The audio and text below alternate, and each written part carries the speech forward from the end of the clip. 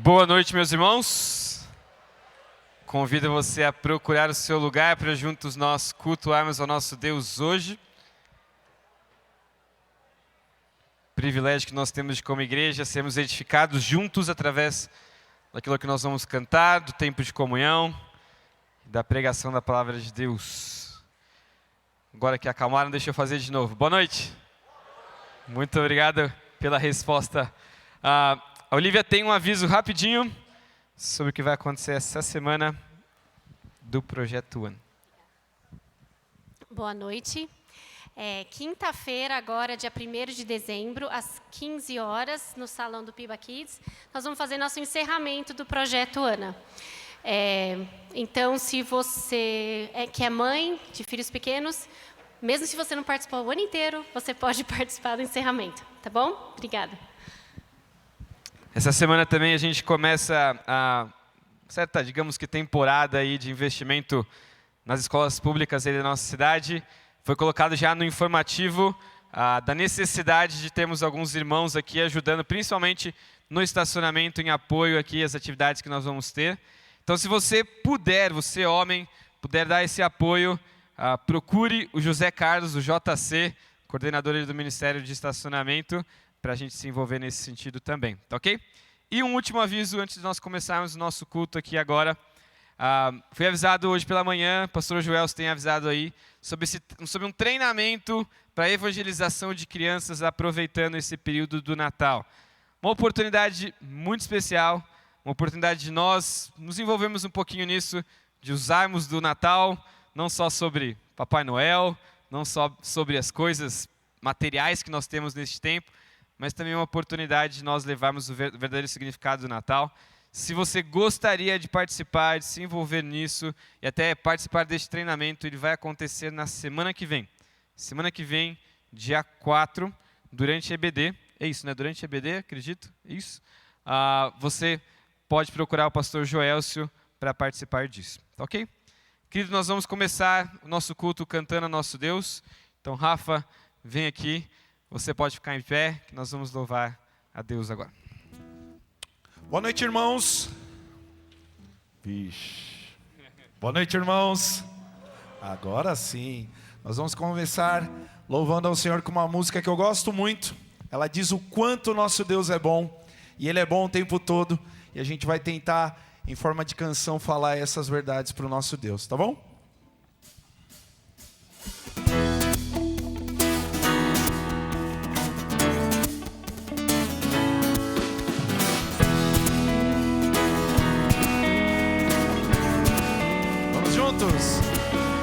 Senhor, Tu és bom, Tua misericórdia é para sempre. Senhor, Tu és bom, Tua misericórdia é para sempre. Todos os povos te exaltarão, de geração em geração te adorarei. Aleluia, aleluia, te adorarei.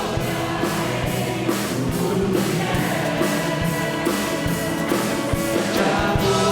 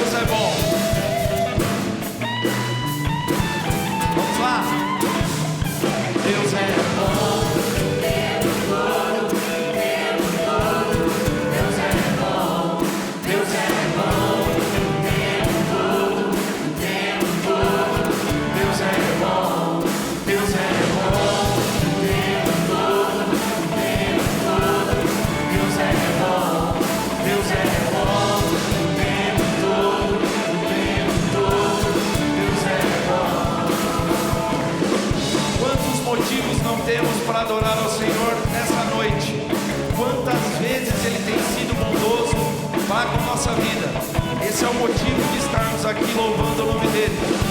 Vamos voltar lá no refrão. Te adorarei.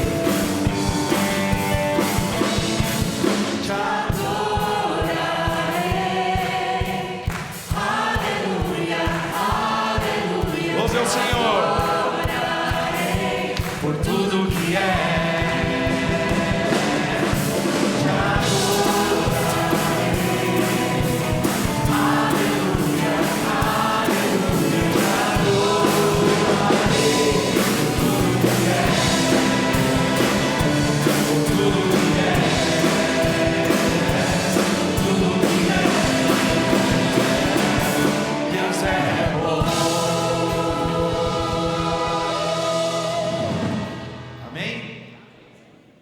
Você pode sentar?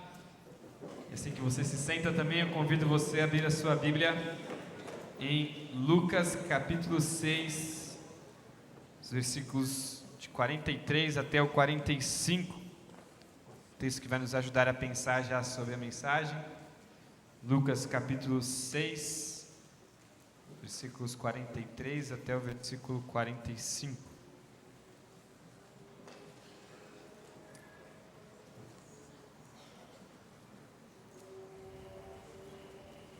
Lucas 6, de 43 até o 45, diz assim: Não há árvore boa que dê mau fruto, nem árvore má que dê bom fruto, porque cada árvore é conhecida pelos frutos que produz. Porque não se colhem figos de ervas daninhas, nem se apanham uvas dos espinheiros. A pessoa boa tira o bem do bom tesouro do coração, e a pessoa má tira o mal do mau tesouro, porque a boca fala o que o coração está cheio. Vamos orar? Ó Pai bondoso, nós queremos agradecer desde já ao Senhor pelas tantas bênçãos que o Senhor tem nos dado. Obrigado, Deus, porque aquilo que nós acabamos de cantar é verdade. O Senhor é bom. O Senhor é bom, assim como nós olhamos, principalmente quando olhamos em Cristo Jesus e vemos que a sua bondade é derramada a nós ali para vivermos uma vida especial, uma vida de fato em Cristo, uma vida que é ao lado do Senhor e glorificando o seu nome. Ó Pai querido, nós clamamos por este culto, pedimos para que o Senhor Deus fale aos nossos corações, que confronte o nosso coração em relação ao nosso pecado, nos transforme para que o nosso coração ele transborde daquilo que a Tua palavra nos ensina, Deus, para que a nossa vida, Deus, seja de fato um reflexo de um coração que ama o Senhor e de uma fé genuína em Cristo Jesus. Ó Pai querido, nós clamamos ao Senhor pela nossa congregação em Socorro, dirigida ali pelo pastor Denis. Que, ó Deus, o Senhor dê a eles, Deus, cada vez mais coragem e convicção para se manterem no Evangelho. A comunhão entre eles seja vista pelas pessoas ao redor deles. E que, ó Deus, aquela igreja seja edificada, que ela cresça. E que o Senhor os abençoe para a expansão do Teu nome naquela cidade também, ó Deus.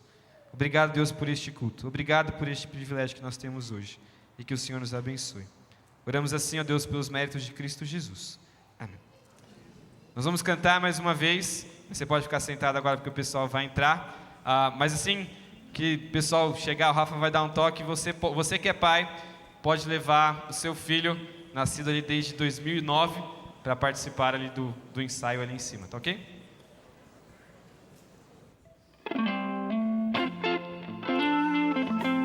Nós vamos continuar louvando a Deus, falando da sua bondade. Bondade essa, apesar de quem somos, apesar de circunstâncias, Deus continua sendo bom.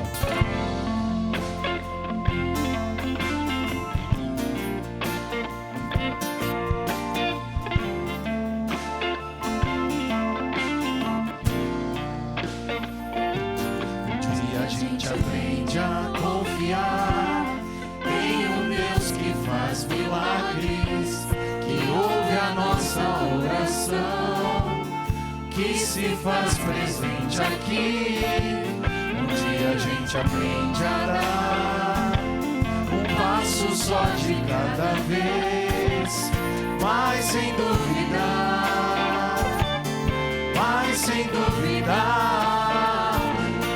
Ele continua sendo bom, Ele continua sendo Deus, Ele continua sendo bom, Ele continua continua sendo Deus.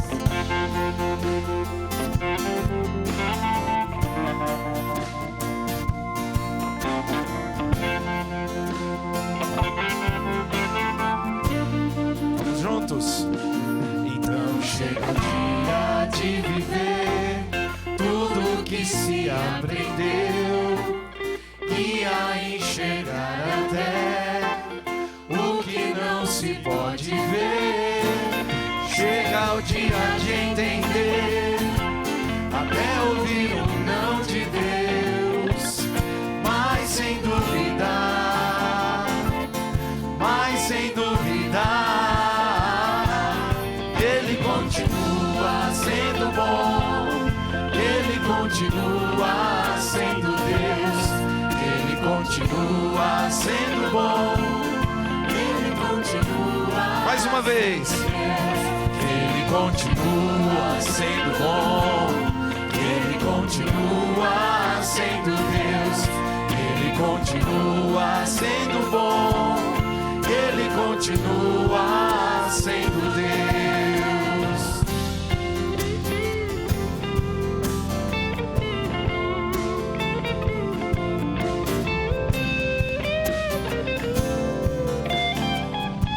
Vamos mais uma vez. Ele continua sendo bom, Ele continua sendo Deus, Ele continua sendo bom, Ele continua sendo Deus, Ele continua sendo bom, Ele continua sendo Deus, Ele continua sendo bom, Ele continua sendo Deus. Amém. Boa noite. Eu fico olhando essa turma aqui à frente. Tudo gente fina, finíssima, né? Alguns foram minhas ovelhas no tempo que eu fui pastor da Jupiba, né? E aí depois abrem-se os sigilos, sabe aqueles 100 anos? Abre aí, a gente vai sabendo a história de cada um deles. Essa semana mesmo eu soube uma dessas, não vou contar para os irmãos aqui não, mas eu fico muito alegre em ver essa turma assim, firme com Deus, criando filho, servindo a Deus, tudo ali, tudo é riso de culpado, viu gente? Nenhum ali, né? Mas é uma alegria, realmente ver agora, a gente vai ficando velho e vendo pessoas que na adolescência ou na juventude, né, superaram suas etapas da vida e hoje são homens e mulheres de família servindo a Deus, e isso me alegra e me emociona muito. Fico muito, né, esquecendo o passado, fico alegre em ver vocês aí, firme com Deus. E esses investimentos são fantásticos, né? A gente viu aqui sobre o curso para evangelização de crianças no Natal, e hoje a gente teve um visitante pela primeira vez, um pastor de Sorocaba. E aí eu fui conhecê-lo no intervalo, e fruto do trabalho da irmã Sati, que vai ser uma das professoras nesse curso. E ela falando assim, Bimba, olha, é um investimento na criança. Então, mais uma vez, incentivando a todos aqui que puderem participar do curso, mas também esse privilégio de termos um visitante pela primeira vez, um pastor que foi evangelizado na infância e hoje veio ver aquela pessoa que investiu na vida dele, que é a irmã Sati, missionária da PEC. E por isso queremos conhecer os visitantes agora. Se há alguém que está entre nós pela primeira vez, fique de pé, para a gente reconhecer a sua presença entre nós. Há alguém aqui pela primeira vez? Não? Temos aqui um jovenzinho. Obrigado pela sua presença, viu? A gente fica muito feliz. Mais alguém visitando? Fica um pouquinho em pé. Então vamos dar uma salva de palmas calorosa aqui pelo nosso visitante. Que Deus te abençoe ricamente. Tá bom?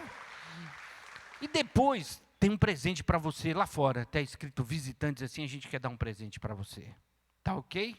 Então pode sentar, uma alegria estar aqui com você. E agora a gente vai sair, vai ter esse tempo aí de comunhão. Sai do seu lugar, dê aquele boa noite. Abrace aqui o nosso pequeno visitante. E aí um tempo gostoso de comunhão aí.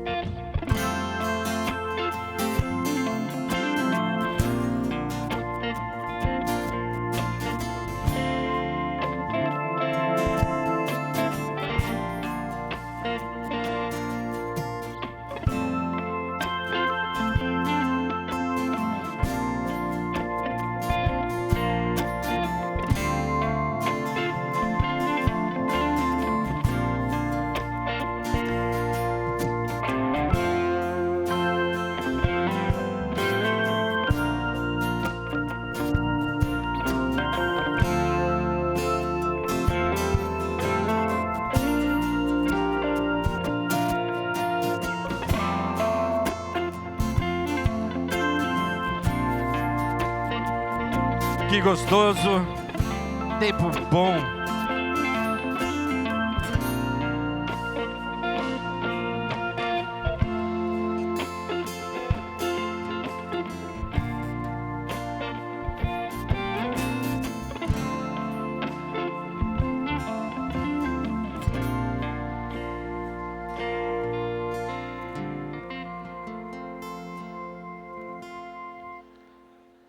Ok.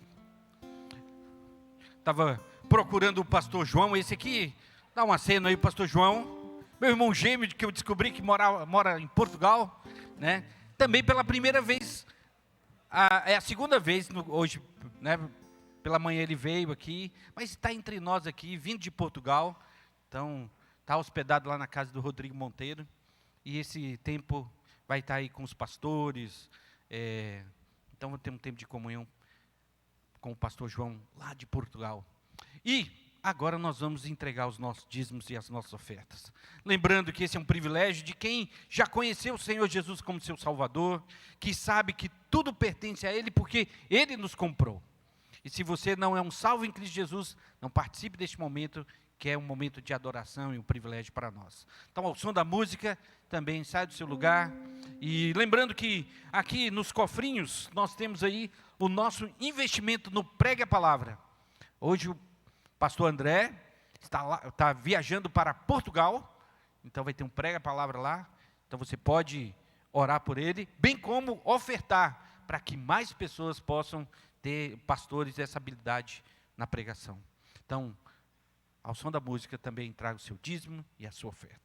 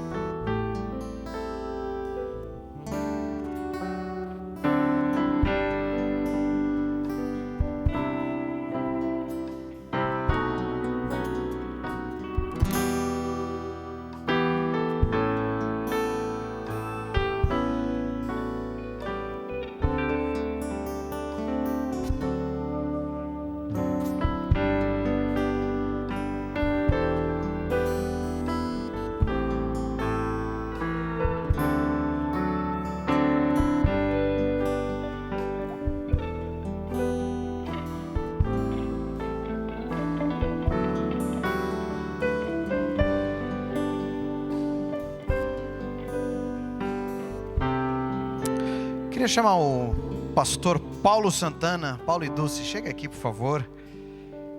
Nós vamos orar agradecendo pelos dízimos e ofertas. Chega aqui, por favor. Paulo e Dulce, nesses últimos meses e mais já, né? Estão se preparando para uma transição ministerial. E algo bem especial que Deus está fazendo. Eu não sei o quanto você pode falar online, mas fala um pouquinho o que está acontecendo na vida de vocês. Boa noite, queridos. Bom, nós ficamos ajudando uma igreja ali no sul de Minas, em Monte Verde, na transição pastoral. E ano passado, em julho, nós nos ajuntamos a uma organização missionária chamada Crossover Global. E também tem o nosso filho, que já é missionário nesta missão. E nós vamos ajudar uma parte de reestruturação de treinamento que é dado para os obreiros que estão no campo, os pastores, os missionários, os plantadores de igrejas. E Deus vai nos dar a oportunidade agora de divulgar um pouquinho disso. Vamos fazer uma viagem, vamos ficar 2 meses e meio fora, então pedimos a oração dos irmãos, ainda tentando levantar parceiros para esse trabalho que vamos fazer. Acho que é isso, em geral. Muito bom. E é treinamento para umas regiões mais complicadas, não é? Isso. A missão, ela planta a igreja entre povos não alcançados, em regiões bem complicadas, mas com a graça de Deus, algumas regiões a gente tem visto muito fruto. E o missionário que está lá, ele nem sempre tem recursos ou condições de treinar os pastores para assumirem aquelas igrejas, ou os obreiros, os líderes. E nós estaremos ajudando na preparação de um currículo, que vai ser recurso, e às vezes viajando também, dando cursos lá. Muito bem. Queridos, a gente tem visto ao redor do mundo várias missões e missionários compartilhando como Deus está agindo, levando o evangelho para tudo quanto é canto, igrejas sendo plantadas, mas muitas vezes essas igrejas nascem e já morrem, porque elas não estão firmadas na palavra de Deus. Então esse investimento é fundamental para que essas igrejas sejam plantadas na palavra, cresçam e também se multipliquem. Amém. Não é? Nós vamos orar. Esse casal querido tem servido nossa igreja já há muitos anos, e agora nessa nova fase ministerial que Deus está levando. Pai, nós te louvamos pelo teu povo, que tem entendido a graça do Senhor no Evangelho, que o Senhor nos comprou das trevas e nos trouxe para o reino da sua gloriosa luz, do teu Filho Jesus Cristo. Obrigado por esses irmãos que têm reconhecido isso e adorado ao Senhor em gratidão através dos seus dízimos e ofertas. Mas Pai, nós também te louvamos por irmãos dentre nós, como Paulo e Dulce, que têm não apenas dado seus recursos, mas suas próprias vidas, dedicado ao ministério da tua palavra. Pai, nós temos o grande privilégio de participar daquilo que o Senhor está fazendo ao redor do mundo.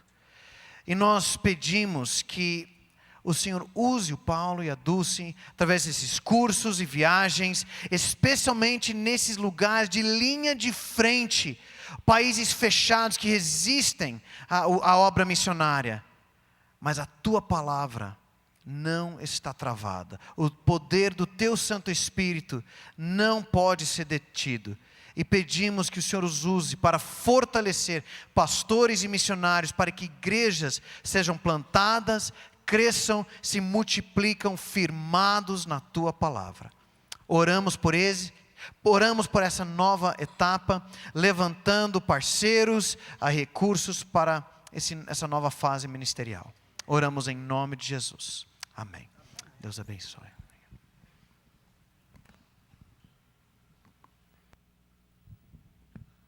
Vou pedir para você ficar em pé. Nós vamos cantar sobre o Cristo que pode salvar.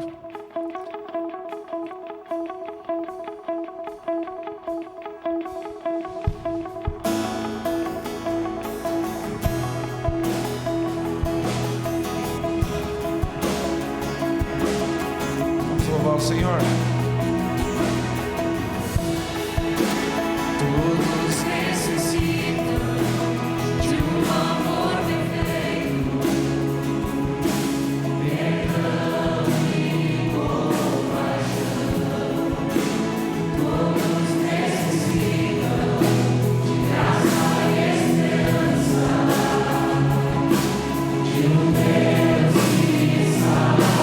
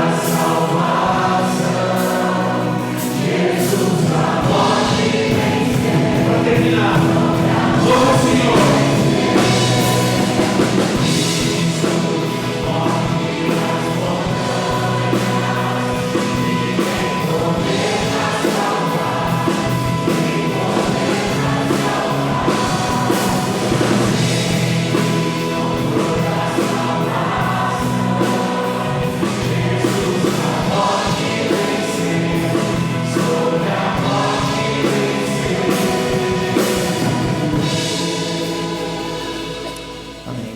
Os irmãos podem se sentar.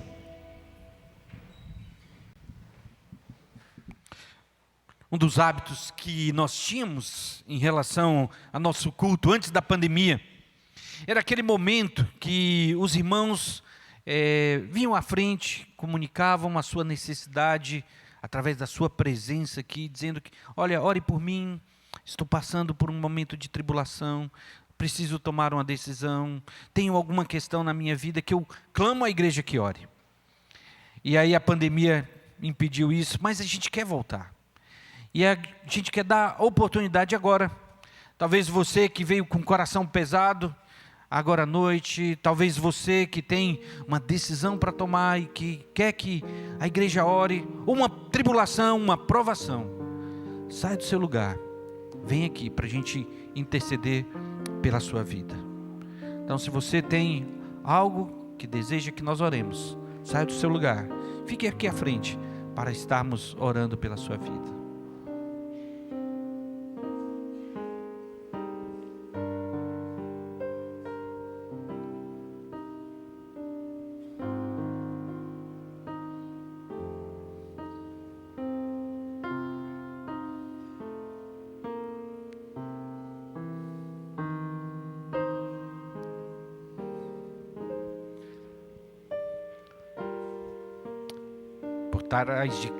Por trás de cada situação, tem alguém, um irmão nosso, que está também necessitando do encorajamento.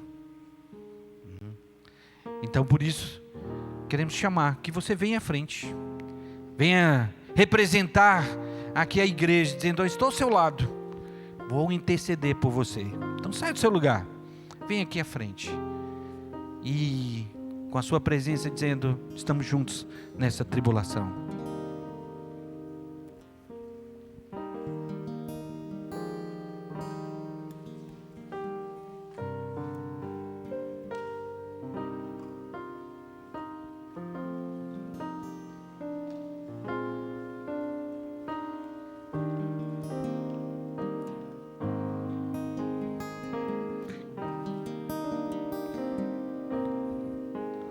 Esse é um momento muito bonito da vida da igreja, onde podemos estar chorando com os que choram.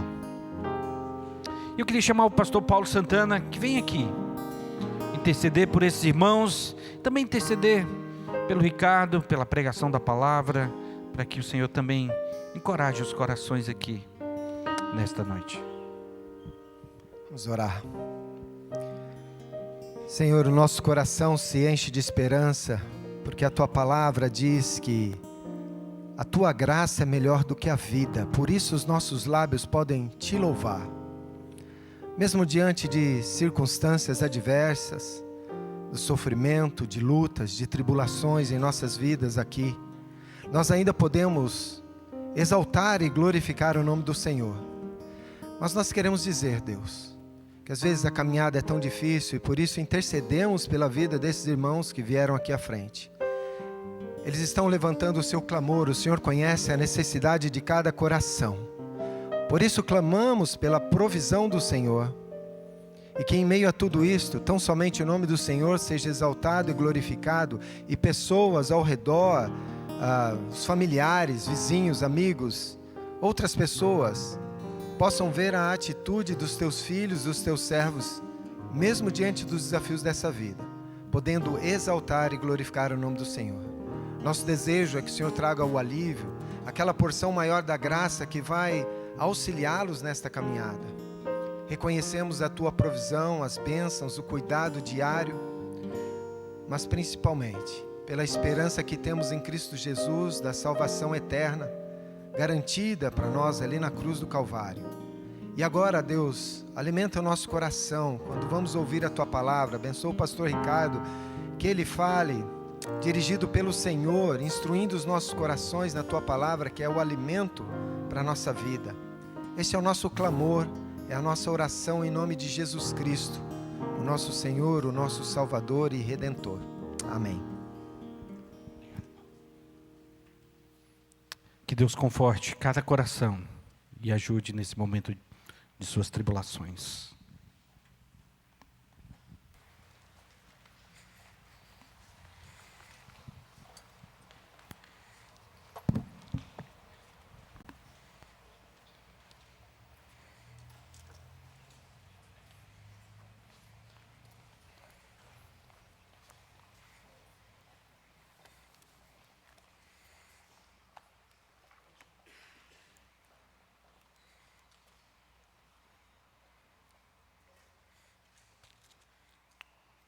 Boa noite. Vamos continuar nosso estudo, exposição do livro de Tiago, a carta de Tiago. Você pode deixar sua Bíblia aberta, capítulo 1 de Tiago. Hoje vamos estudar do versículo 9 até o versículo 12.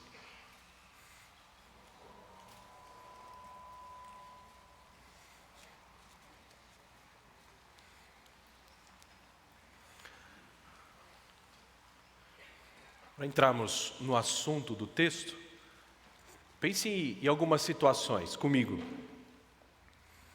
Um jovem, crente, bem envolvido com a igreja, nos ministérios, frequente nos ministérios de jovens.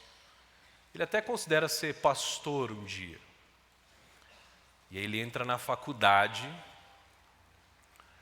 e na faculdade a sua fé esfria, ele se afasta da igreja e nunca mais volta.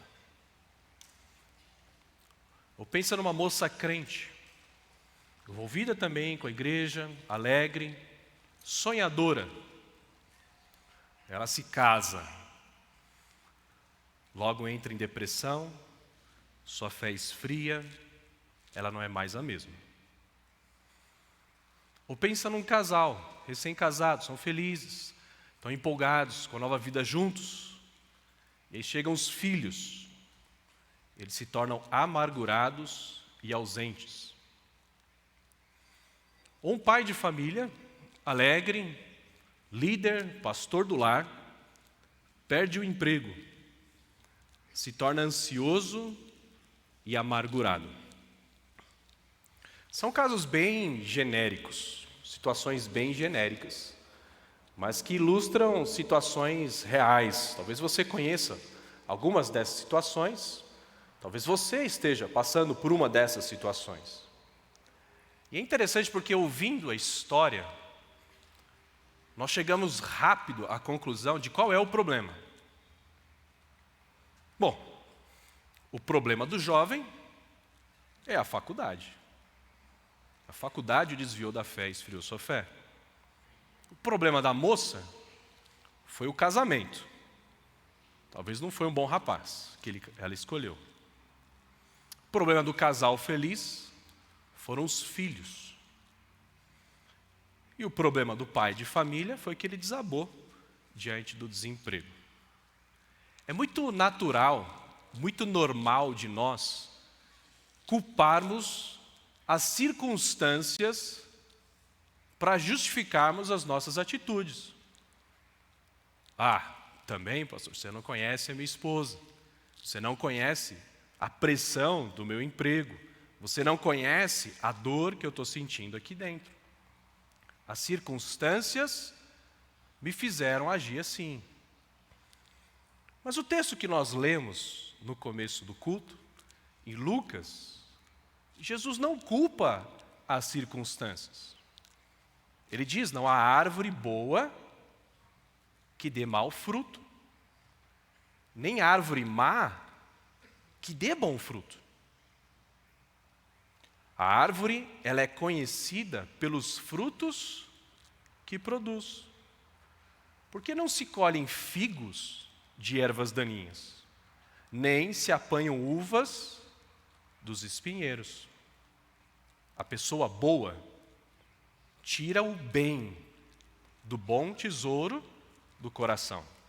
E a pessoa má tira o mau tesouro. Tira o mal do mau tesouro. Porque a boca fala do que está cheio o coração. O que Jesus está ensinando é que aquilo que a gente produz em termos de atitudes não são reflexo, não são resultado das circunstâncias. Mas o que nós produzimos revela que tipo de árvore nós somos. A gente foca no que a boca fala, do que está cheio o coração, mas também poderíamos dizer que as nossas atitudes revelam o que está no nosso coração. Então a questão não é que as circunstâncias mudam o nosso coração, mas as circunstâncias revelam o nosso coração. O problema do primeiro jovem é que ele amava o mundo. Ele sempre amou o mundo. Ele amou o pecado. Mas enquanto ele estava debaixo da proteção dos pais, do olhar dos pais, dos pastores, da igreja, ele refreou isso. Quando ele entra no contexto da faculdade, que ele se sente mais livre, menos vigiado, então ele dá vazão ao seu amor. E a faculdade apenas revela isso. A moça tinha expectativas irreais sobre o casamento. Ela tinha uma expectativa de que o casamento traria uma felicidade, uma satisfação que somente Deus pode dar. E quando ela entrou no casamento e viu que o seu marido era incapaz de satisfazer essas expectativas irreais, ela entrou numa tristeza pecaminosa. O casal vivia feliz enquanto eles eram livres para seguir os seus planos, os seus sonhos. Mas quando apareceram as crianças, que os desafiaram a sair da zona de conforto, abrir mão das noites bem dormidas, da dedicação exclusiva um para o outro, de ter uma refeição tranquila, o seu egoísmo foi desafiado e se manifestou em amargura e isolamento. E o desemprego revelou a autossuficiência daquele pai de família, que quando foi humilhado pelo desemprego, ele perdeu o chão. As circunstâncias não mudam o nosso coração, as circunstâncias apenas revelam o nosso coração. O maior exemplo disso é Jesus. Jesus passou por pressões, por circunstâncias tão difíceis que nós jamais passaremos. Mas Pedro dá o seguinte testemunho sobre Jesus: ele não cometeu pecado, nem foi encontrado engano na sua boca. Lembra? A boca fala do que está cheio o coração. Pois ele, quando insultado, não revidava com insultos. Quando maltratado, não fazia ameaças, mas se entregava àquele que julga retamente. Por que de Jesus só saiu paciência, mansidão, amor e perdão? Porque Jesus é isso. Porque Jesus é isso. O seu coração só tem isso. Por isso, quanto mais ele era pressionado, mais isso saía dele. Quando o nosso coração ele é totalmente dedicado a Deus, as circunstâncias não mudam essa dedicação. Quando nós temos o nosso coração totalmente dedicado a Deus, as circunstâncias sempre produzirão reações piedosas. Mas, quando o nosso coração é voltado para nós mesmos, a nossa reação sempre será egoísta. E por mais que a gente tente justificar ou tornar justificável as nossas atitudes, a palavra de Deus é clara, as circunstâncias apenas revelam o egoísmo do nosso coração. Nós estamos estudando a carta de Tiago. Tiago é uma carta fantástica. Por quê? Porque é uma carta que fala sobre a prática da fé. Eu gosto muito de Tiago, porque ele é prático, ele transforma a teoria em algo visível. E a mensagem da carta de Tiago é que a fé genuína resulta em uma vida coerente. A fé genuína resulta em uma vida coerente. Coerente com a fé no Evangelho de Deus em Cristo.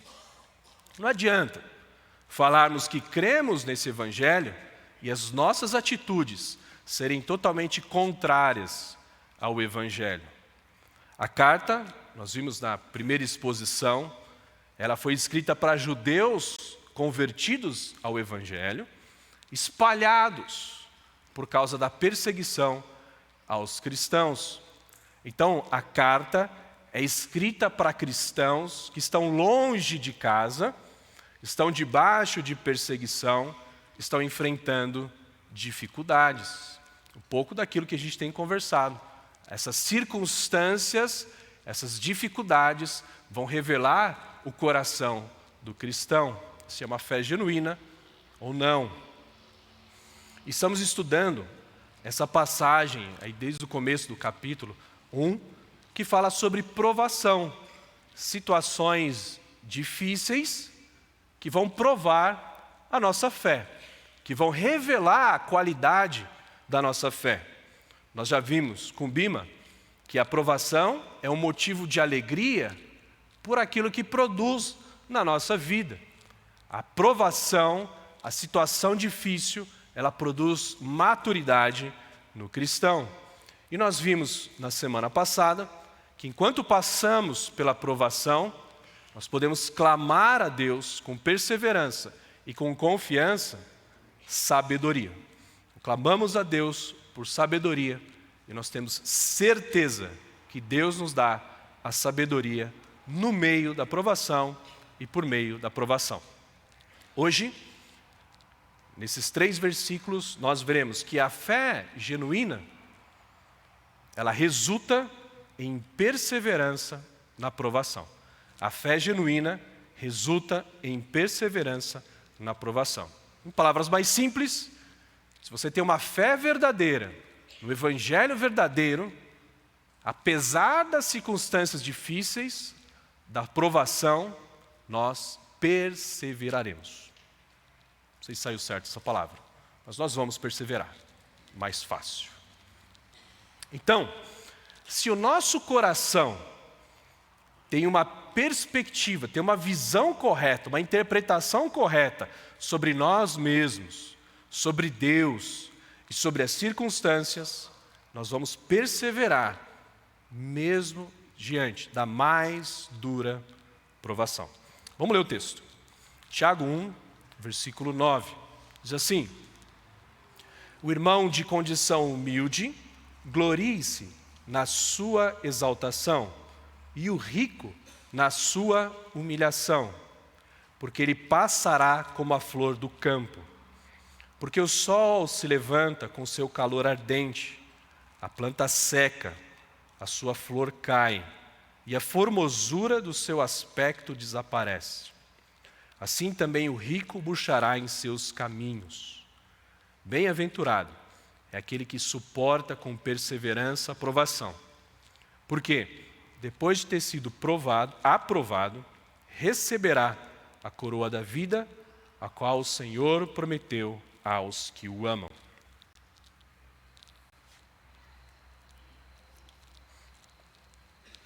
A minha provação hoje pode ser que minha voz acabe no meio da mensagem.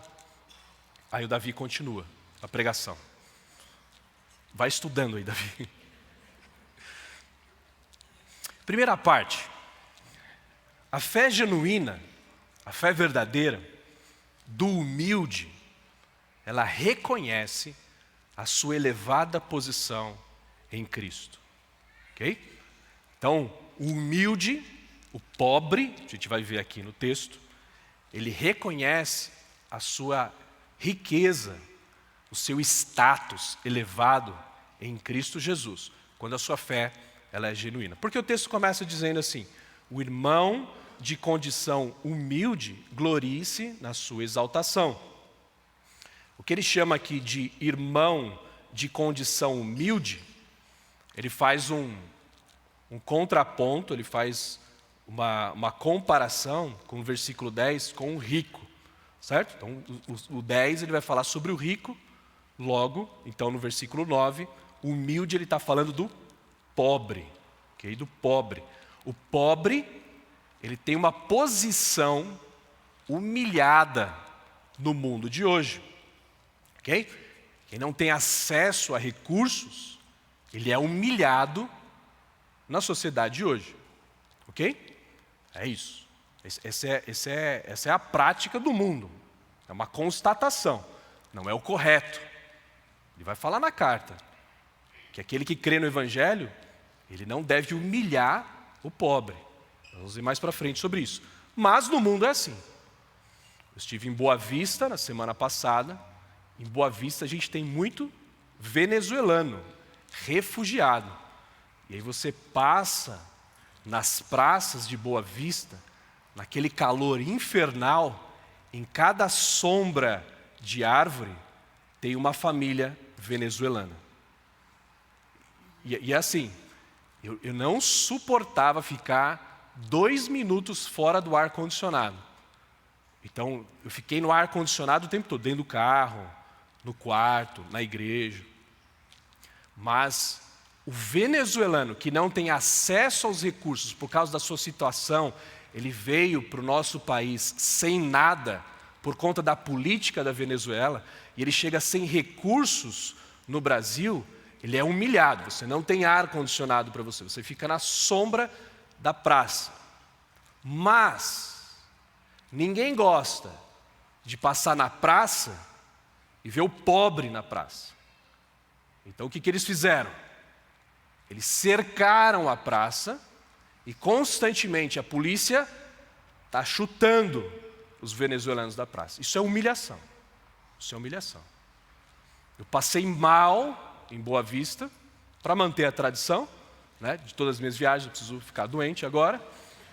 Eu fui para o posto de saúde. Quando eu cheguei lá no posto de saúde, estava cheio de venezuelanos.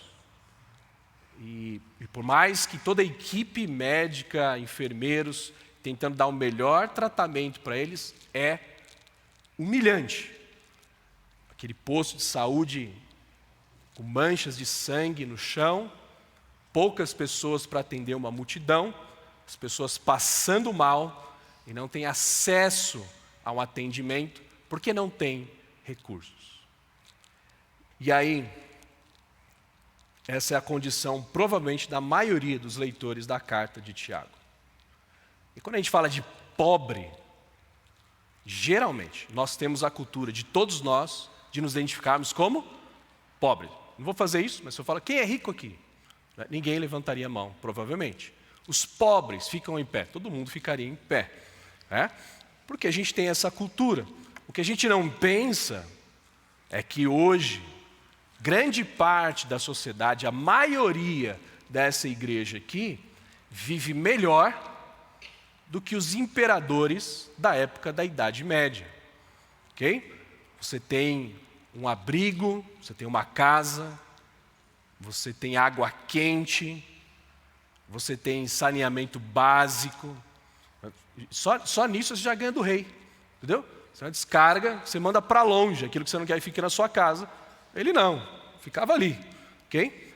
Transporte, mesmo que seja transporte público, tem um ônibus, uma Mercedes, né, que te leva para lugares rapidamente. Você tem um celular com acesso da internet, você pode falar com o outro lado do mundo em qualquer momento na palma da sua mão. Então, o nosso conceito de pobreza está defasado. Mas, é óbvio, a gente vai comparar com o contexto que a gente vive hoje. Pensando nos benefícios que os mais ricos têm, nós não temos. A gente está contemplando a ostentação do Catar, né? Sheiks, bilionários, trilionários do petróleo. E a gente olha para eles, a gente não tem o que eles têm, então nos sentimos pobres. Então, podemos dizer que somos pobres, de certa forma nós somos humilhados, porque não temos os mesmos privilégios e nos sentimos humilhados. Pensando no contexto da provação, nós podemos pensar que a provação para o pobre é mais pesada. Pode ser que um pobre, quando ele passa por uma provação, ele fala, porque eu sou pobre, né? Pobre sofre. Porque é o que eu falei, o pobre ele tem mais dificuldade de ter acesso à saúde. Né? Você é diagnosticado com uma doença grave, precisa fazer exames urgentes, precisa fazer consultas urgentes. E aí você vai fazer agendamento, e aí você tem um agendamento para o meio do ano que vem. Porque você não tem recursos, você não tem facilidade de conseguir dinheiro. O dinheiro que você tem é para sustentar aqui agora. Você tem uma dívida maior, não consigo pagar, não consigo fazer nada. E até o livro de Provérbios vai mostrar que até conseguir amigos para ajudar é mais difícil para o pobre. Então, podemos nos rebaixar ainda mais num contexto de provação dentro da pobreza. E aí, o que Tiago diz? Que o pobre glorie-se na sua exaltação. O Tiago dá uma perspectiva diferente para o pobre. Você não deve focar na sua situação material. Você não deve focar no seu status perante o mundo. Senão, você vai se afundar no desânimo. Você vai se afundar na revolta. O foco deve estar na riqueza em Cristo. Eu fiquei pensando nisso, imaginando a trajetória de Jesus na terra. Jesus nasceu numa estrebaria, filho de carpinteiro. Eu não sei como foi a sua infância. A minha infância, graças a Deus, foi muito boa. Meus pais tinham muitos recursos, tem uma fase que a gente perdeu os recursos, foi uma fase difícil. E eu queria muita coisa, como criança, como pré-adolescente, que eu não podia ter. Gente, eu queria muita coisa. Mas eu imagino Jesus, filho de carpinteiro. Nós vemos que a vida de Jesus foi simples. E ele não tinha nada. Talvez comparado com César, comparado com o imperador romano, com o governo romano, Jesus era pobre. Mas eu fico imaginando a cabeça de Jesus. Assim, hoje eu não posso comer um cordeiro, meus pais não têm condição de comprar um cordeiro, fazer um churrasco de cordeiro. Mas eu sou o Criador de todas as coisas.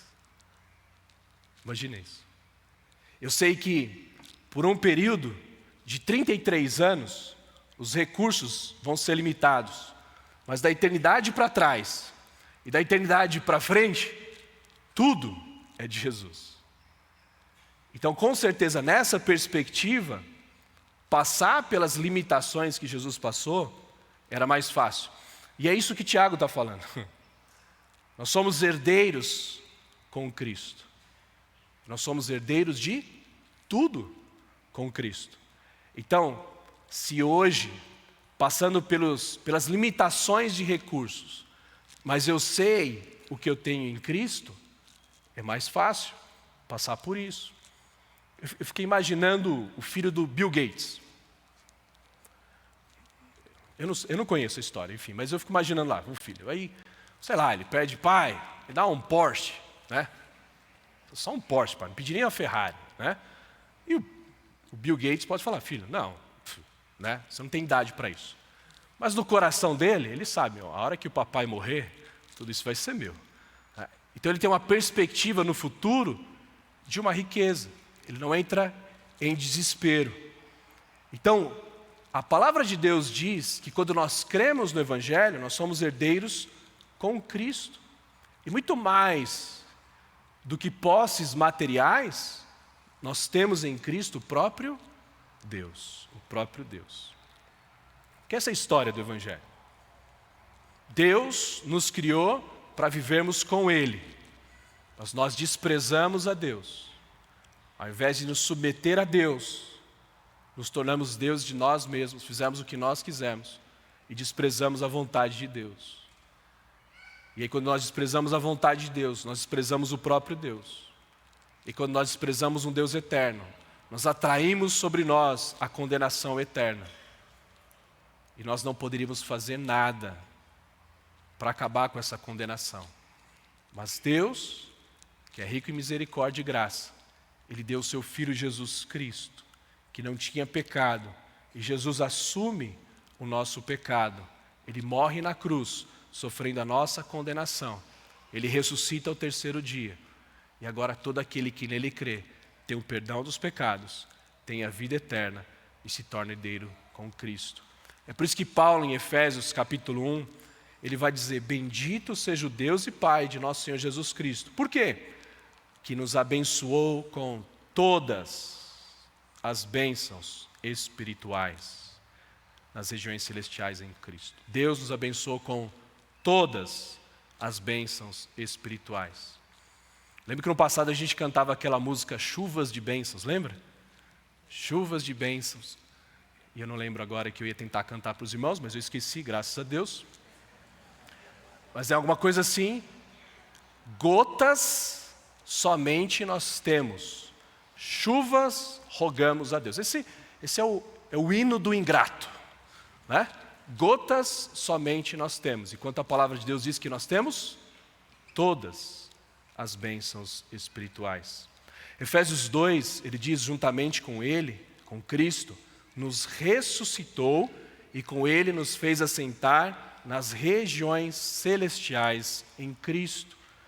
Não apenas fomos livres da morte, como Deus nos colocou em um lugar de status. Nós estamos sentados com Cristo Jesus nas regiões celestiais, um lugar de honra, status. E um dos textos que eu mais gosto, que falam sobre isso, 2 Coríntios 8, Paulo diz no versículo 9, pois vocês conhecem a graça do nosso Senhor Jesus Cristo, que sendo rico, se fez pobre por amor de vocês, para que, por meio da pobreza dele, vocês se tornassem ricos.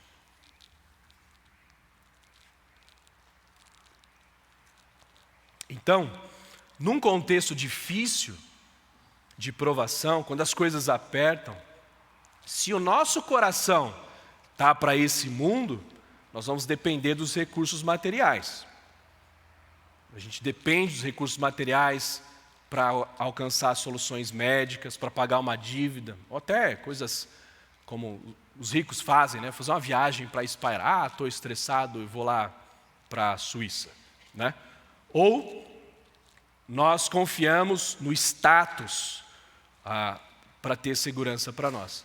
E aí, se eu não tenho esses recursos, a provação, quando vem um momento difícil, eu entro em desespero e revolta. Eu entro em desespero porque eu não vejo solução em mim mesmo. Revolta, é interessante, quando a gente está passando por dificuldade e é pobre, a gente tem raiva de quem é rico, não é? Essa raiva é uma inveja, na verdade. Eu sou pobre e tenho raiva de quem é rico. Isso é inveja, manifestação da inveja. Ou até uma raiva aparentemente justificável. Tenho uma raiva de quem é rico por causa da corrupção. Eu sofrendo, e aí esse monte de ladrão condenado voltando para o poder. Ou eu me revolto contra Deus, porque Deus me deixou nessa situação, sem dinheiro e agora com uma situação mais difícil para lidar. Mas, se meu coração não está voltado para esse mundo, mas o meu coração está voltado para as verdades espirituais, para aquilo que a palavra de Deus diz, a minha fé é genuína, eu não vou olhar para as circunstâncias, eu vou olhar para Cristo, para aquilo que eu tenho em Cristo. Ele é o dono de tudo. Então, a hora que Ele quiser prover para eu lidar com a situação, Ele vai prover. Ele é o poder que atua na minha vida. Então, a hora que Ele quiser me tirar da situação, Ele vai me tirar. E Ele já me deu tudo o que eu preciso. A hora que eu partir daqui, eu tenho a vida eterna na presença dEle. E na presença dEle, nunca mais eu vou ter falta de nada por toda a eternidade. A fé genuína diz, eu já tenho tudo, eu não preciso de nada, porque o Senhor é meu pastor e de nada terei falta. Eu digo isso não porque esteja necessitado, porque aprendi a viver contente em toda e qualquer situação. Sei o que é passar necessidade e sei também o que é ter em abundância. Aprendi o segredo de toda e qualquer circunstância, tanto de estar alimentado como de ter fome, tanto de ter em abundância como passar necessidade. Tudo posso naquele que me fortalece. Queridos, a questão não são as circunstâncias, a questão é onde está o meu coração.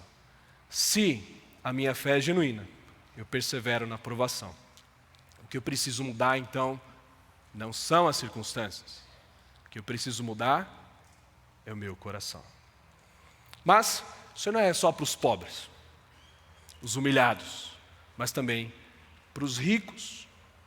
A segunda parte do texto mostra que a fé genuína do rico, ele entende a sua posição humilhada em Cristo. Então, o rico, que tem uma fé sadia, que tem uma perspectiva correta de si mesmo, de Deus e das circunstâncias, ele não se apega ao seu status nesse mundo, exaltado, mas ele entende e compreende a sua humilhação em Cristo. No versículo 9 ele diz: o irmão de condição humilde glorie-se na sua exaltação, e o rico na sua humilhação. Basicamente está falando que o rico deve se gloriar na sua humilhação. Queridos, nós temos essa tendência, é natural de todos nós, dependemos daquilo que nós vemos, daquilo que nós tocamos. Então o pobre pode entrar em desespero por falta de recursos, e o rico confiar e descansar nos seus próprios recursos.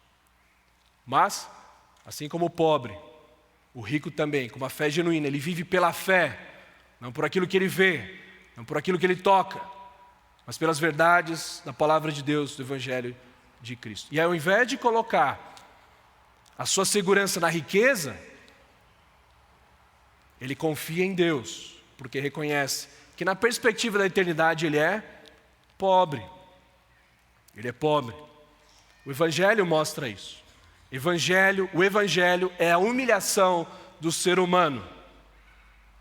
É necessário que nós precisamos reconhecer a nossa pobreza diante de Deus para resolver o problema do nosso pecado.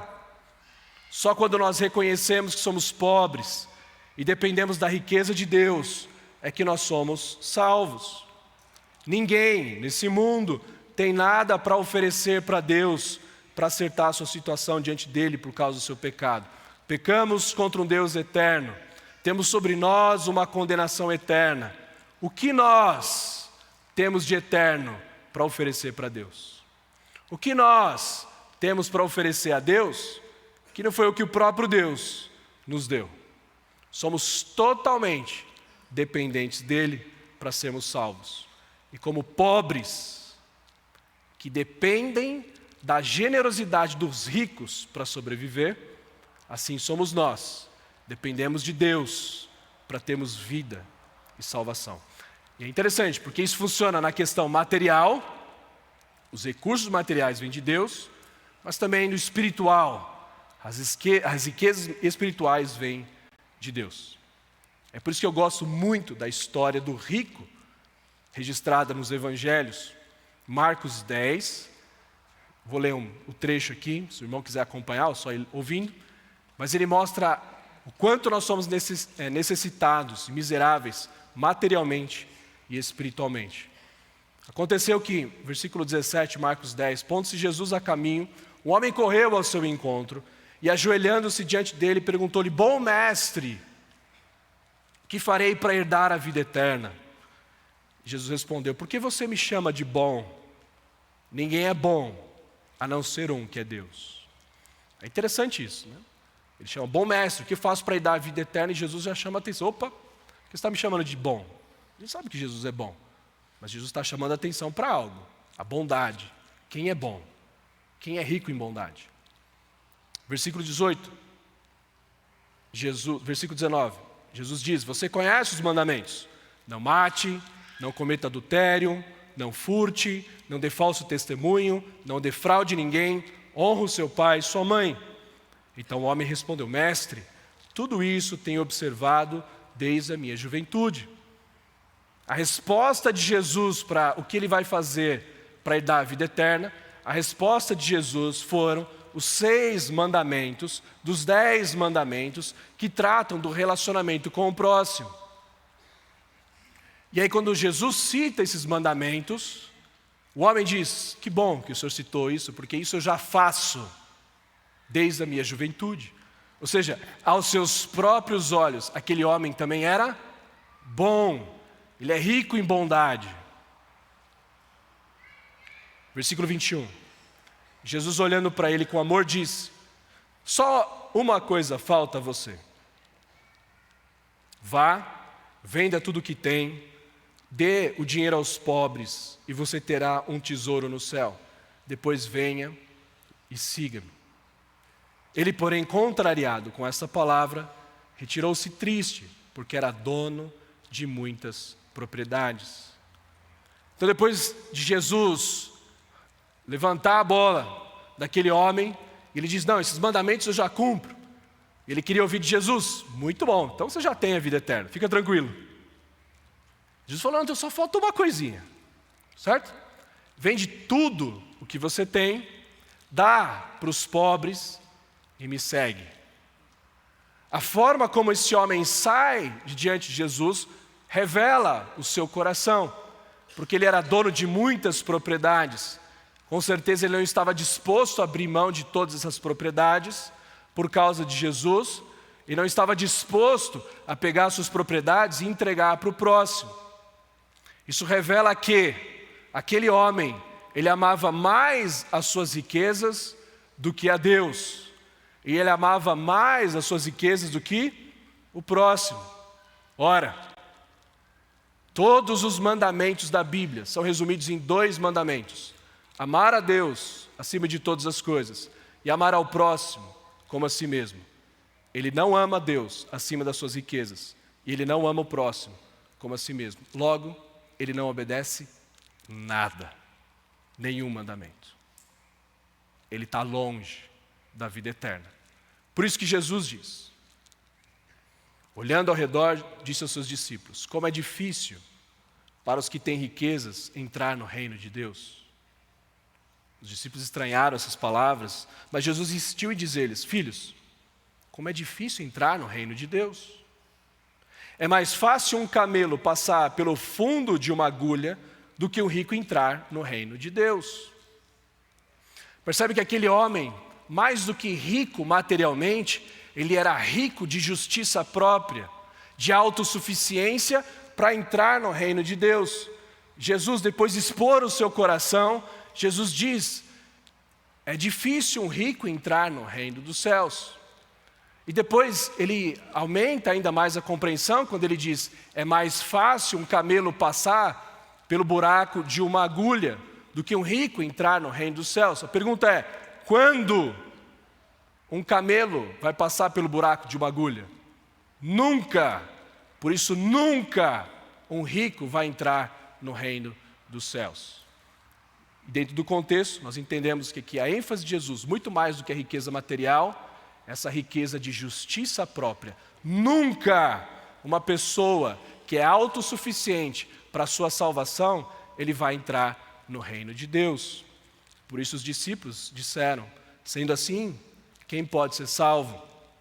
Jesus, olhando para eles, disse: para os seres humanos é impossível, contudo, não para Deus, porque para Deus tudo é possível. A salvação só é possível por meio da riqueza, da graça, da misericórdia de Deus. Por isso que todo ser humano é humilhado diante do Evangelho, porque ele precisa reconhecer: eu não consigo, Deus me ajuda. O rico é impossível se salvar, ele é miserável diante da possibilidade de salvar, ele é totalmente dependente do Senhor. Quem nunca se humilha diante de Deus, quem nunca reconheceu a sua pobreza diante de Deus, não é salvo, continua na sua miséria, independente de quanto ele tenha na sua conta, porque a sua riqueza material não tem poder para salvá-lo. A riqueza material é algo passageiro. Ele continua no texto de Tiago, no final do versículo 10, ele diz: porque ele passará como a flor do campo, porque o sol se levanta com seu calor ardente, a planta seca, a sua flor cai, e a formosura do seu aspecto desaparece. Assim também o rico murchará em seus caminhos. Por mais que as pessoas tenham muitas posses, muitas riquezas, mansões, Porsches, Ferraris, jatinhos particulares, roupa de marca, muita ostentação, isso vai durar por alguns anos. e logo ele será um cadáver apodrecendo debaixo da terra, igualzinho ao indigente. Assim como a erva, no contexto ali do Oriente Médio, né, ele crescia num dia, de manhã, com o ar fresco, com o orvalho da manhã, e nascia uma flor linda, mas aí o dia esquenta, o vento quente do deserto sopra sobre aquela linda flor, que murcha e passa de algo belo para algo murcho, seco, o aspecto da morte. Queridos, as pessoas morrem no Hospital Albert Einstein, elas morrem no Sírio-Libanês, e por mais que elas saiam de lá em caixões mais bonitos do que os caixões da Santa Casa, o conteúdo dos caixões é a mesma podridão. E nisso os ricos são humilhados. E essa consciência que os ricos devem ter para perseverar na provação. Se você confia nos bens materiais, a hora que a provação vier, você vai entrar em desespero. Mas se você tem consciência da sua total dependência de Deus, quando você perder tudo, você continuará firme, porque a sua verdadeira posse é Cristo, que lhe foi dado de graça pela fé na obra do Filho de Deus. A única riqueza segura que nós temos nessa vida e que há de vir é algo que nós recebemos de graça. E não há provação, não há situação difícil que atire. Por quê? Porque eu estou bem certo de que nem morte, nem vida, nem anjos, nem os principados, nem as coisas do presente, nem do porvir, nem os poderes, nem a altura, nem a profundidade, nem qualquer outra criatura poderá nos separar do amor de Deus que está em Cristo Jesus, nosso Senhor. Então, queridos, a provação revela onde está a nossa segurança. O pobre entra em desespero se a sua segurança está nos recursos materiais. O rico entra em desespero se a sua segurança está nos recursos materiais. Mas quando ambos dependem de Deus em Cristo Jesus, não importa as circunstâncias, Ele persevera. Por último, a fé genuína espera a coroa da vida. Bem-aventurado é aquele que suporta com perseverança a provação, porque depois de ter sido aprovado, receberá a coroa da vida, a qual o Senhor prometeu aos que o amam. Ele diz, bem-aventurado, feliz, está numa posição boa. Quem? Aquele que suporta com perseverança a provação, que ele aguenta o peso, ele aguenta a pressão, ele aguenta o sofrimento, ele não desiste, ele não abandona. Porque depois que ele for aprovado, porque depois que ele passa pela aprovação e a sua fé é aprovada, a sua fé é mostrada como genuína, depois que ele passa por isso, porque a fé persevera, misericórdia. A fé que persevera, ela se mostra verdadeira. Quando nós desistimos na aprovação, quando nós afundamos em desespero, em depressão, em ansiedade, desistimos, isso mostra que a nossa fé não é genuína, a nossa confiança não estava no lugar certo, é uma fé falsa. Mas a fé verdadeira, depois de aprovada, ela é recompensada, receberá a coroa da vida. A ideia da coroa aqui, mais do que uma coroa de rei, é aquela coroa, aquela grinalda, né, de louro do prêmio olímpico, do atleta que perseverou durante a prova, ele não desistiu da prova, ele aguentou as dores musculares, ele foi até o final, então ele recebe o prêmio que Deus prometeu aos que o amam, porque aquele que ama o Senhor, ele persevera na provação. Aquele que ama a si mesmo, ele não resiste. O que é coroa da vida? A Bíblia não é clara, a Bíblia é clara, na verdade, de que nós receberemos uma recompensa pela forma como nós vivemos. Obviamente, essa recompensa não é a salvação em si. A salvação não depende da nossa fidelidade, não depende da nossa perseverança, depende da fidelidade de Deus. Porque a salvação não é mérito nosso, é mérito de Cristo. Porque Paulo diz em Efésios 2, vocês são salvos pela graça, mediante a fé. Isso não vem de vocês, é dom de Deus, não por obras, para que ninguém se glorie. Mas há uma recompensa de acordo com a fidelidade. Vou citar um texto de vários textos. Paulo diz em 2 Coríntios 5, 10, porque é necessário que todos nós compareçamos diante do tribunal de Cristo, para que cada um receba segundo o bem ou mal que tiver feito por meio do corpo. A gente poderia citar a parábola dos talentos, que cada um recebe de acordo com o que desenvolveu. Enfim, tantas outras passagens. Não sabemos exatamente o que nós receberemos. Não sabemos como que vai funcionar isso. Chego lá no céu, um recebe mais, outro recebe menos. E aí no céu vai ter vergonha, inveja. Não sabemos como vai acontecer isso. Mas o princípio é claro. O princípio é que a esperança da nossa recompensa não está nessa vida, mas na eternidade. Se a nossa esperança está aqui, de uma vida fácil aqui, de um alívio aqui, então ficaremos frustrados, desanimados, sem esperança. A fé genuína coloca a esperança na eternidade, por isso persevera na provação. Queridos, a nossa fé, onde nós depositamos a nossa fé, onde o nosso coração está, é revelado pela provação, pelas circunstâncias difíceis. Quando você tem um problema de casamento, como que você reage? A sua reação revela que a sua fé está no Evangelho, na palavra de Deus, ou a sua fé está nessa vida, está em si mesmo.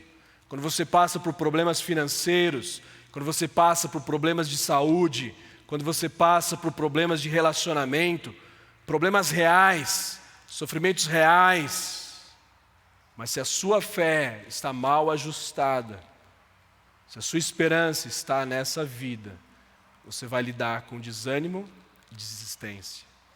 Amargura, desânimo, tristeza paralisante revelam uma incredulidade.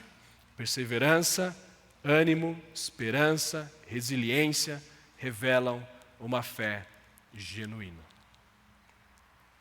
Por isso então que Tiago, ele fala sobre esses três aspectos de termos uma fé nas verdades da palavra de Deus, porque a fé genuína resulta em perseverança na provação. Como anda a sua fé? A sua fé é saudável? A sua fé está depositada na pessoa certa, na perspectiva correta ou errada? A fé genuína é a perspectiva correta dessa vida. Entendendo nossa riqueza, nossa exaltação em Cristo, entendendo a nossa pobreza, a nossa humilhação e dependência de Cristo no Evangelho e a esperança da vida eterna, não para esse mundo. Qual é a sua perspectiva? Qual é a sua fé?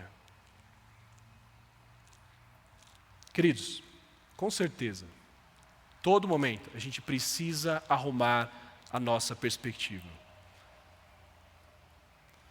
Todos nós passamos situações difíceis e reagimos de forma errada. E quando agimos de forma errada, queridos, nós devemos ficar ainda mais em desespero e desânimo, mas falar, Senhor, me ajuda. Se eu estou reagindo com o pecado, logo a minha fé não está no lugar certo. Por isso a importância da igreja. A importância da igreja é porque se a gente tem relacionamentos profundos, a gente anda perto um do outro, as nossas conversas elas são profundas, muito mais do que conversas superficiais. Eu sou frequente na igreja para as pessoas me conhecerem e para eu conhecer as pessoas. Quando eu estiver reagindo de forma errada, as pessoas vão vir falar. Falei, cara, sua atitude não está certa. Vamos conversar, vamos ver onde está a sua fé. Olha a importância da igreja.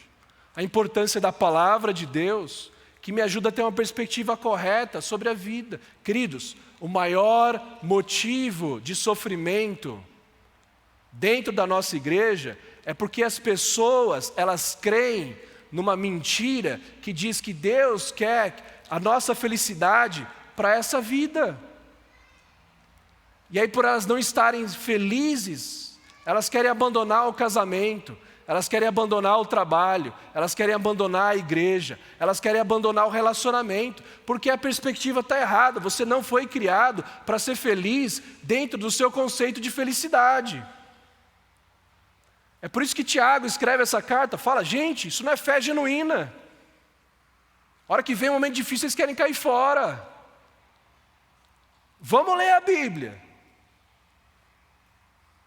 Olha para todos os homens e mulheres fiéis na palavra de Deus. Quantos deles tiveram vida fácil? Quantos? Vamos enumerar. Ninguém. O que você espera da sua vida? Então eu preciso reavaliar. Peraí, então se não é isso, o que é? O que Deus quer da minha vida?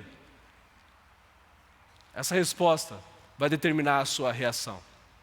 E a fé genuína sabe que nós somos criados para manifestarmos a glória de Deus nesse mundo. E nós manifestamos a glória de Deus nesse mundo nos momentos fáceis e nos momentos difíceis. Por isso precisamos estudar a palavra de Deus, para crermos nas verdades e não vivemos baseados em mentira.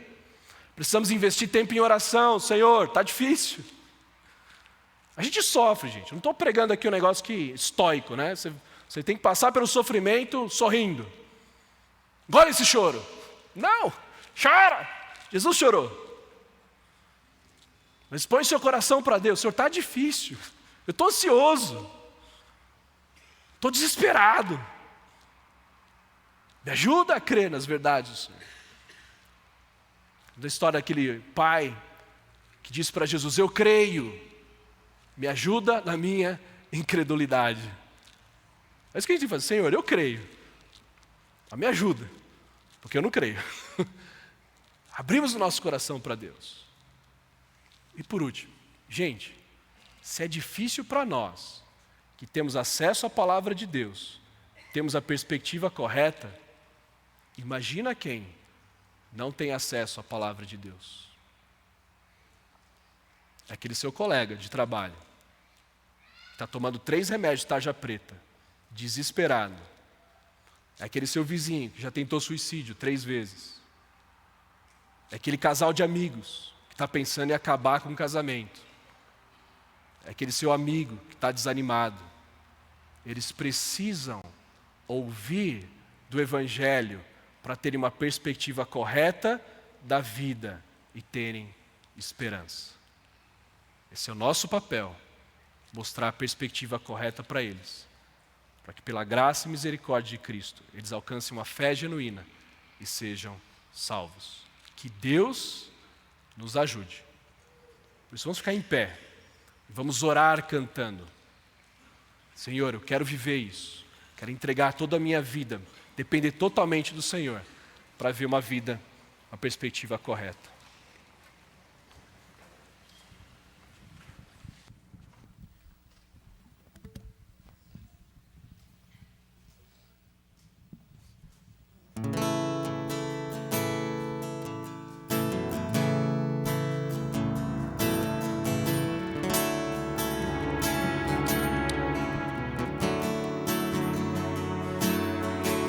Estavas desde o princípio,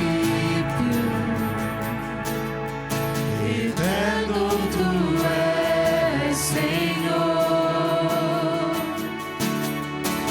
Criaste do nada a terra, me rendo a ti.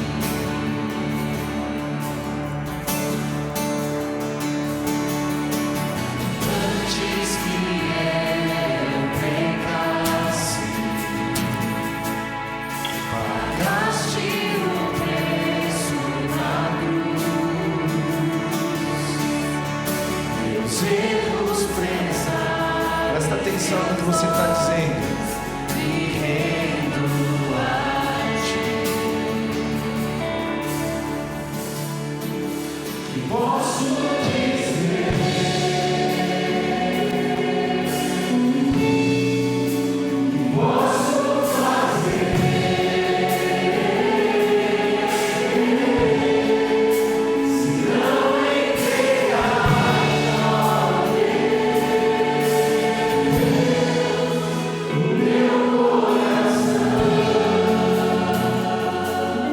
Na salvação o caminho.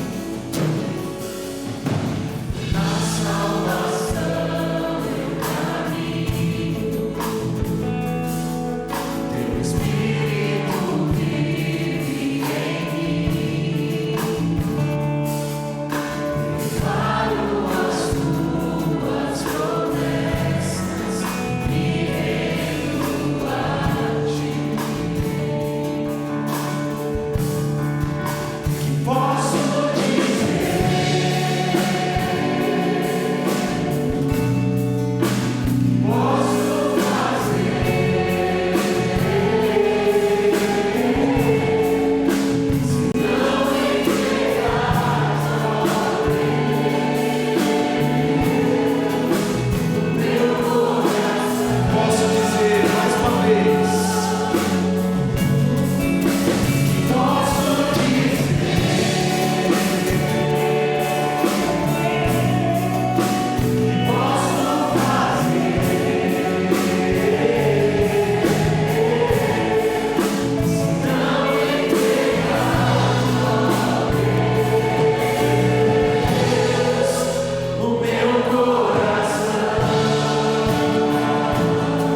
Quero te convidar a levantar as suas mãos e se render diante desse Deus.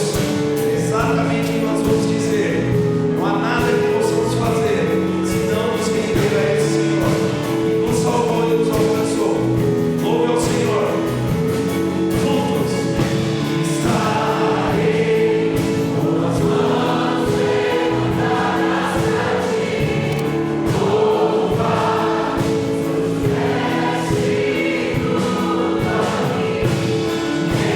ser, a ti, ó Senhor, tudo que sou é teu. Estarei com as mãos levantadas a ti, louvar, tu és meu ser, a ti, ó Senhor, tudo que sou é teu. Que posso dizer,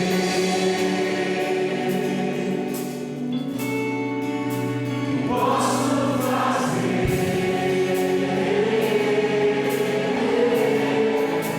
se não entregar-te, ó Deus, o meu coração.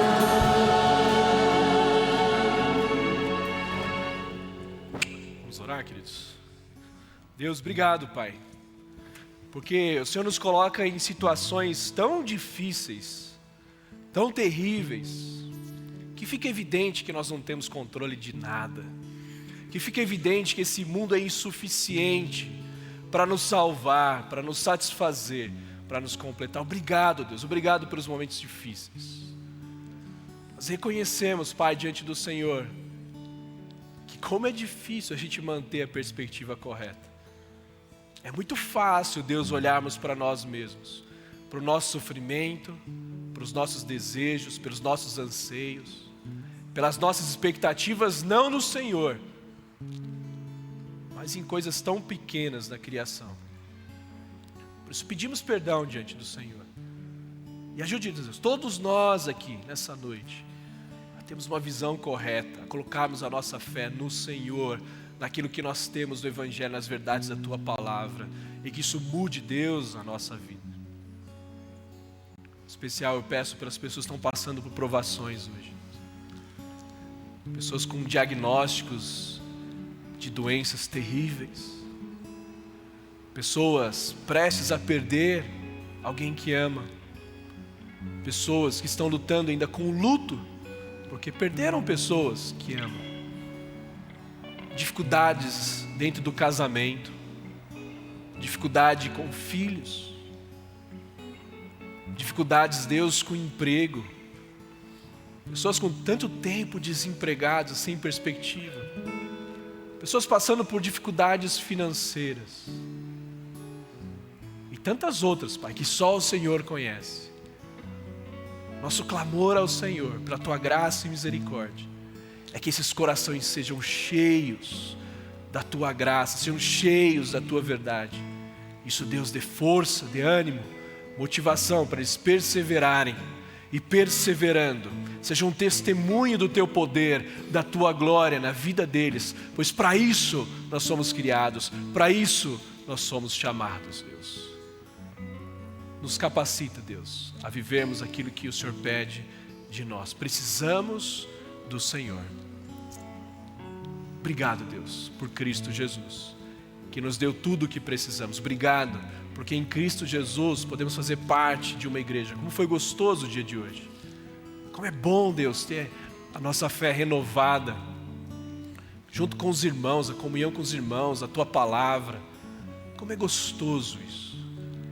E obrigado porque isso aqui é só uma pequena amostra do que teremos por toda a eternidade por causa de Cristo Jesus. Por isso, juntos como igreja, nós Te louvamos e nós Te adoramos.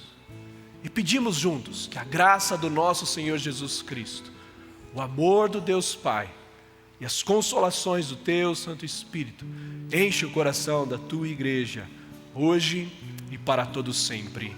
Amém. Boa noite, Deus abençoe.